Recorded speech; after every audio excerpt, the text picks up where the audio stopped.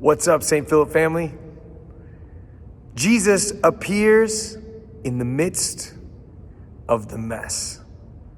Jesus appears in the midst of the mess. We hear today, Easter Sunday, here we are back again, and the apostles are there 3 days after Jesus has died on the cross. Everything's a disaster. The room is filled. The doors are locked. They're afraid of the Jews.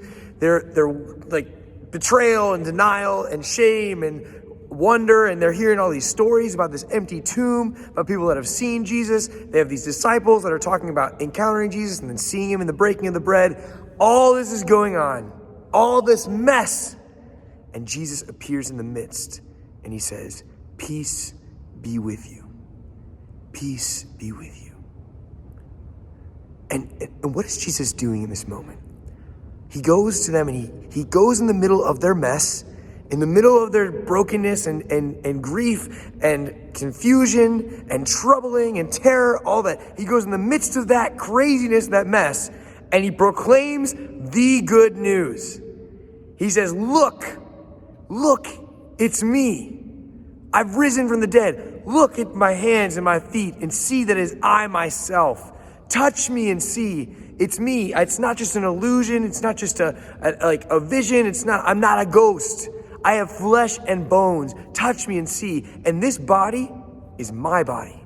This is the body that was nailed to a tree 3 days ago. How do you know? There are still holes in my hands, and they will always be there. Look at my wounds in my feet. Look at my wounds in my hand. This is who I am. And touch me and see that I'm real. I'm alive. I've risen from the dead.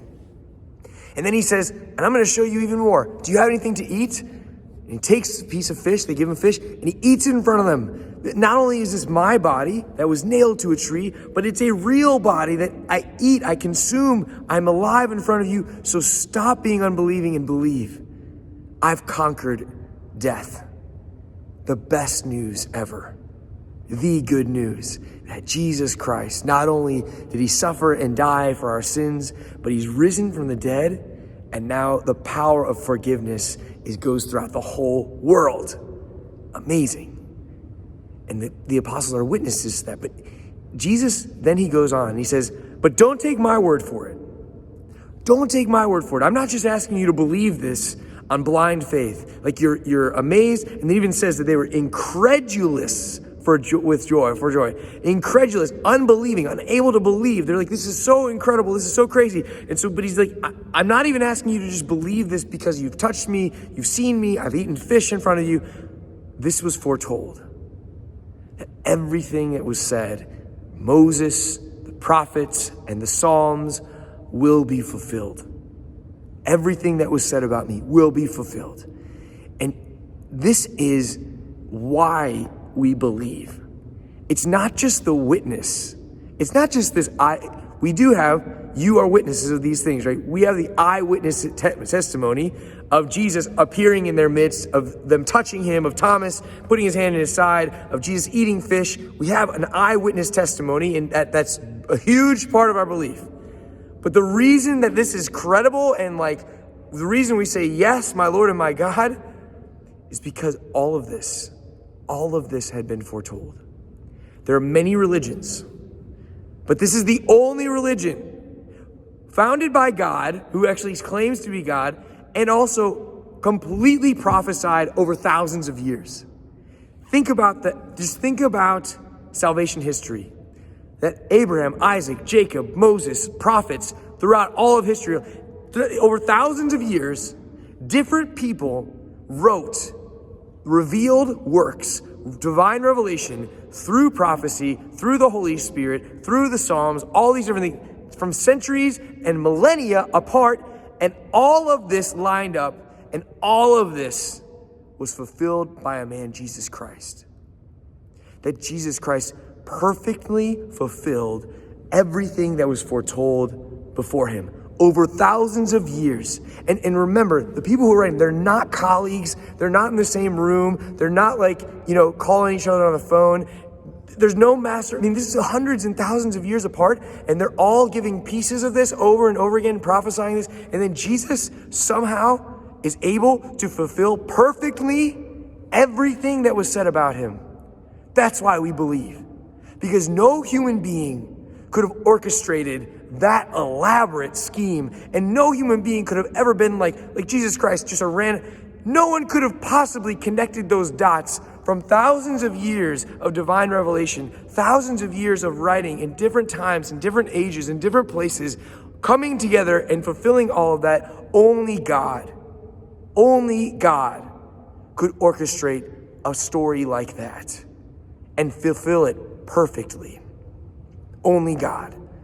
So we're not asked to simply believe on blind faith. One of the most incredibly convincing parts of our faith is the fact that we have it foretold. And think about this.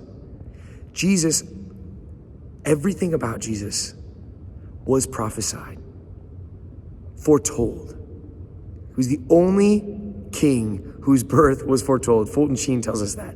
The only one who was foretold, prophesied, known that this person, he was going to come. We knew where he was going to be born. We knew when he was going to be born. We knew when he was going to live. We knew what he was going to do. We knew the miracles he was going to work. We knew all of the things that he was going to teach. We knew that he was going to suffer. We knew that he was going to die. And we knew that he was going to rise again on the third day. And we knew that he was going to redeem the world. All of that was foretold. So Jesus says, don't take my word for it.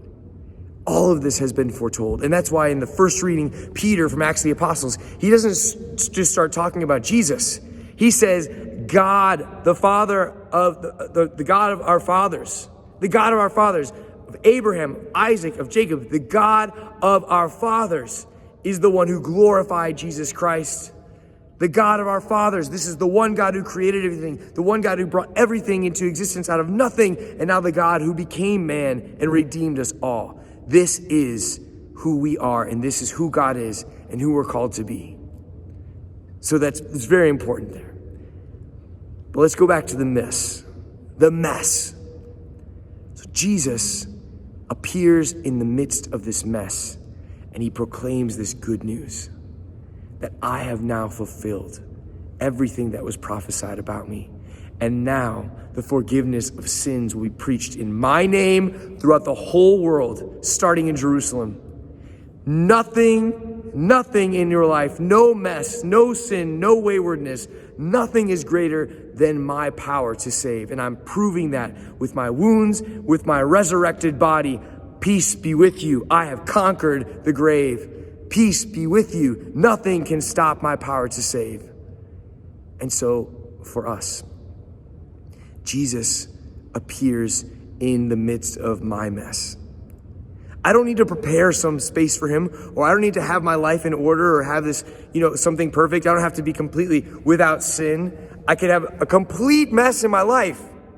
And he appears in the midst of that mess and he says, peace be with you. I am far greater than that. Your mess is so much smaller than what I did on the cross, so much smaller than resurrection. I can raise you from the dead. I can redeem all of this if you trust me. So let Jesus appear in the midst of your mess. Sometimes, though, we focus too much on the mess. St. Therese of Lisieux, she said that what wounds the heart of God more than anything, more than any sin, more than any waywardness, what wounds the heart of God most is lack of confidence in him. Lacking confidence in him, in his power to save. See, we get so obsessed and overwhelmed by our problems, by our mess, by our sin, by our weakness, by our brokenness. All of that, we get so fixed on that, and it becomes an idol, and we actually worship it with our worry and our anxiety. And Jesus is like, I've conquered this. Look at me. See my hands and my feet. Touch me and believe. I've risen from the grave. I've conquered this already. Have confidence in me.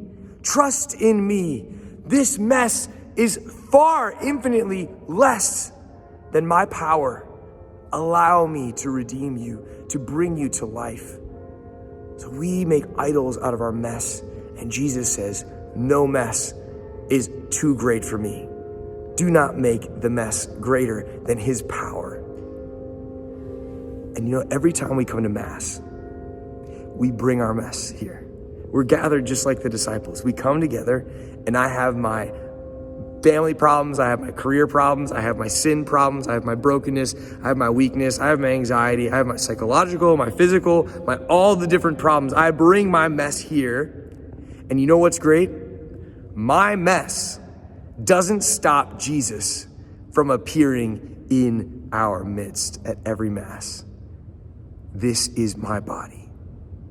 This is my blood. See, we heard in the beginning of the gospel, those two disciples who came to recognize Jesus in the breaking of bread. And this new body that Jesus has, this new body has new power. It goes through walls, it disguises itself, and it can be present all these different places. And it's also present in the form of bread and wine in the Eucharist. Jesus, truly, physically present.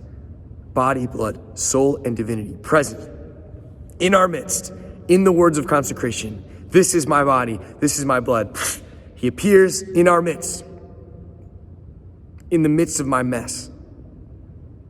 And that's why I say to him, Lord, I am not worthy that you should enter under my roof. Lord, I'm a mess. My life is a mess. I'm so sinful. I'm so wayward. I'm so disordered. I am such a mess. I'm not worthy that you should enter under my roof. But only say the word, and my soul shall be healed. Even though, Jesus, I know I'm a mess. I know I'm a mess. But I also know that you are so much greater than my mess, that you've conquered the grave. And I'm choosing to believe in that. I'm choosing to believe that you will bring me to life. I'm choosing to believe that there's nothing beyond your power to save. So only say the word, and my soul shall be healed. And then we receive him, the living God. We receive and we believe that Jesus, who conquered the grave, is infinitely greater than my biggest problem, than the mess that is my life.